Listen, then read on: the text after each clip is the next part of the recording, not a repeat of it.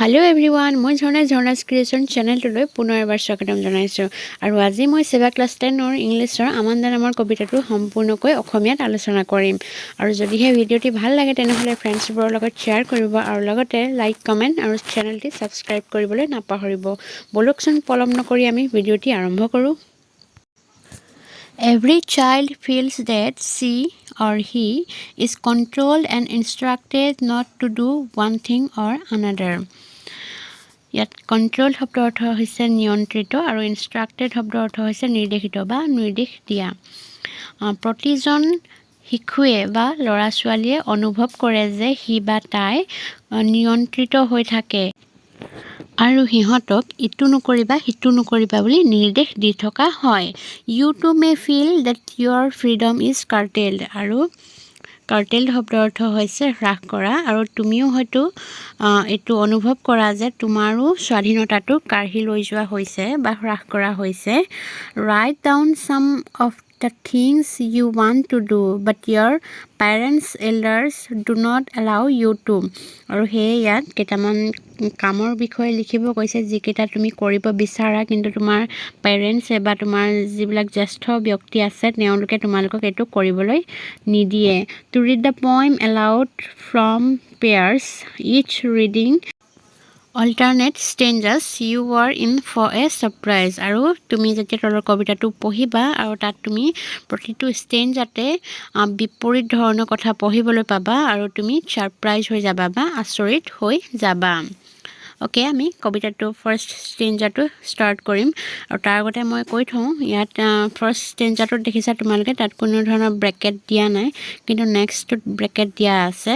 Next যেটো bracket দিয়া আছে হেতু আমান্দাৰ ইমাজিনেশ্যন হয়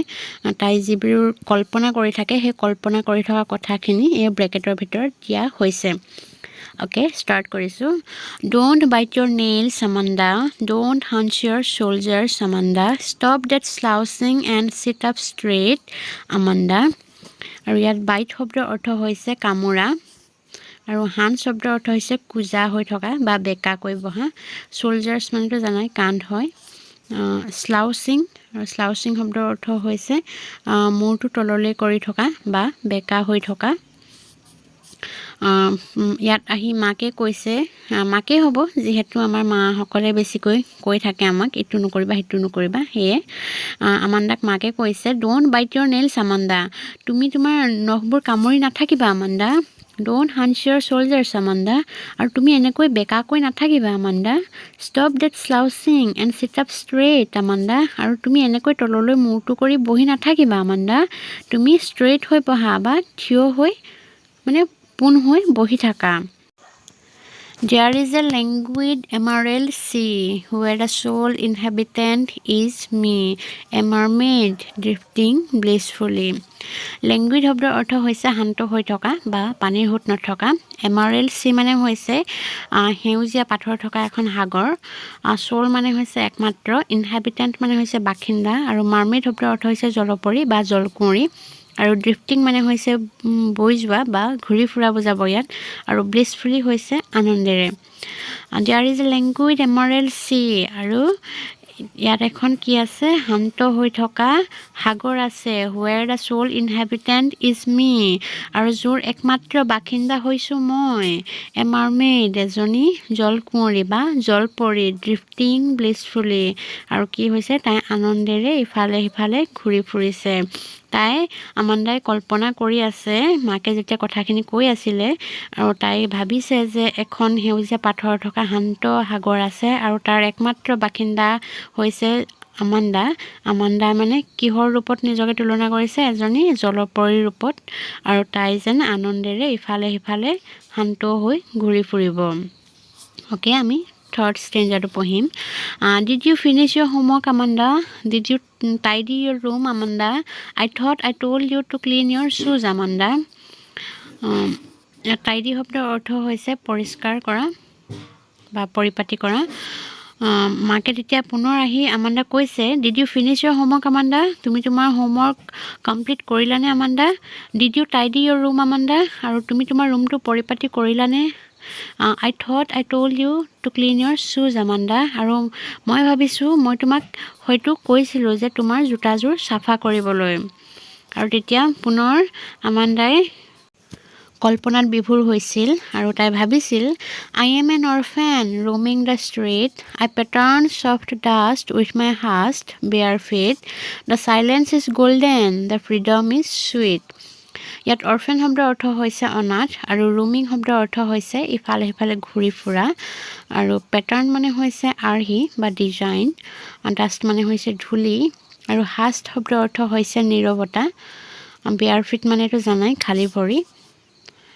অ'কে তাই ভাবিছে পুনৰ যে মই I am an orphan মই এজনী অনাথ হয় roaming the street ৰাস্তাত ইফালে সিফালে ঘূৰি ফুৰা I pattern soft dust with my hast bare feet আৰু মই নীৰৱ হৈ খালী ভৰিৰে মিহি ধূলিবোৰত কিছুমান আৰ্হি আঁকি থাকিম The silence is golden আৰু এই নীৰৱতাবোৰ হৈছে সোণালী The freedom is sweet আৰু স্বাধীনতাটো হৈছে সুমধুৰ বা মিঠা তাই মনে মনে ভাবিছে মই যদি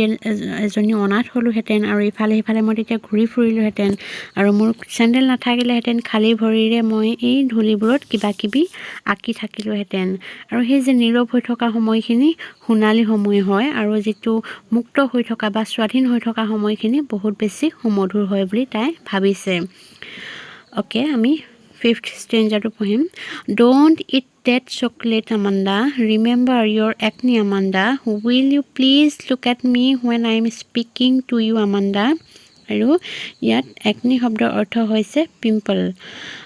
don't eat that chocolate, Amanda. আৰু তুমি সেই চকলেটটো নাখাবা Amanda. Remember your acne, Amanda. আৰু তোমাৰ মনত আছেনে যে তোমাৰ পিম্পল হৈ আছে Will you please look at me when I'm speaking to you, Amanda? আৰু অনুগ্ৰহ কৰি তুমি মোৰ ফালে চাবানে যেতিয়া মই তোমাক কিবা কথা কৈ থাকোঁ Amanda এনেকৈ মাকে কৈছে মানে প্ৰতিটো ষ্টেঞ্জাতে তোমালোকে দেখিছা যেতিয়া মাকে কথা পাতি থাকে সেই সময়ত তাই কি কৰি থাকে কল্পনাত বিভোৰ হৈ থাকে আৰু হেয়ে মাকে কৈছে যে তুমি এই চকলেটটো নাখাবা যেহেতু তোমাৰ পিম্পল হৈ আছে আৰু তুমি অনুগ্ৰহ কৰি মোৰ ফালে চাবানে যেতিয়া মই তোমাক কথা কৈ থাকোঁ এনেকৈ কৈছে এতিয়া পুনৰ আমাণ্ডাই কল্পনাত বিভোৰ হ'ব বলাচোন আমি 6th ষ্টেঞ্জাটো পঢ়োঁ I am Rapunzel, I have not a care. Life in a tower is tranquil and rare. I will certainly never let down my bright hair. আৰু ইয়াত ৰাপুনজেল মানে এজনী ছোৱালীৰ কথা কোৱা হৈছে যাৰ বহুত বেছি দীঘল চুলি আছিলে আৰু তোমালোকে হয়তো ৰাপুনজেল ষ্টৰিটো ইতিমধ্যে গম পাইছাই বা জানাই বহুতে হ'লেও মই অলপ কৈ থওঁ ৰাপুনজেল নামৰ এজনী ছোৱালী আছিলে আৰু তাই বহুত বেছি দীঘল একোছা চুলি আছিলে আৰু তাইক এজনী উইটছে এটা টাৱাৰৰ ওপৰত ৰাখিছিলে আৰু সেই উইটছজনী যেতিয়া তললৈ আহিব লাগে আৰু যেতিয়া তলৰ পৰা ওপৰলৈ উঠিব লাগে সেইটো সময়ত সেই ৰাপুনজেলৰ চুলিখিনি ব্যৱহাৰ কৰিছিলে আৰু তেতিয়া আমাণ্ডাই ভাবিছে আই এম ৰাপুনজেল মই এজনী ৰাপুনজেল হয় আই হেভ নট এ কেয়াৰ আৰু কেয়াৰ মানে যত্ন লোৱা আৰু মোৰ কেয়াৰ ল'বলৈ বা যত্ন কৰিবলৈ কোনো নাই life in a tower is tranquil and rare tranquil শব্দ অৰ্থ হৈছে শান্ত আৰু ৰেয়াৰ মানে হৈছে বিৰল আৰু সেই টাৱাৰত থকা জীৱনটো শান্ত আৰু বিৰল হয় I will certainly never let down my bright hair আৰু certainly মানে নিশ্চয়কৈ বা অৱশ্যে মই নিশ্চয়কৈ হয়তো মোৰ এই উজ্জ্বল চুলিখিনি তললৈ নমাই নিদিওঁ মানে তাই ভাবিছে যে ৰাপুনজেলৰ যেনেকৈ একোছা দীঘল চুলি আছিলে তাইৰো থাকিব আৰু তাত তাইক যতন ল'বলৈ কোনো নাথাকিব আৰু সেই যে টাৱাৰৰ ওপৰত থকা জীৱনটো কি হয় বুলি কৈছে বিৰল হয় আৰু বহুত বেছি শান্ত হয় আৰু এই যে উইটছজনী তাইৰ চুলি কোচা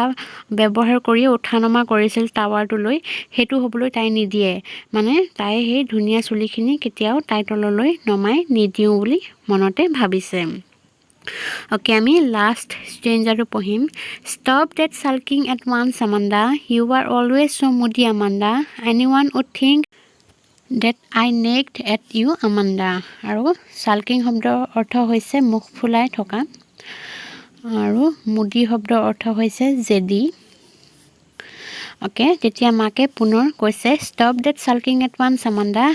পুনৰ তুমি এনেকৈ মুখ ফুলাই বহি নাথাকিবা আমাণ্ডা। You are always so' moody Amanda. আৰু তুমি সদায় কি হয়, মুডি হয় বা জেদি হয় আমাণ্ডা। এনিৱান would think that I nagged at you Amanda. আৰু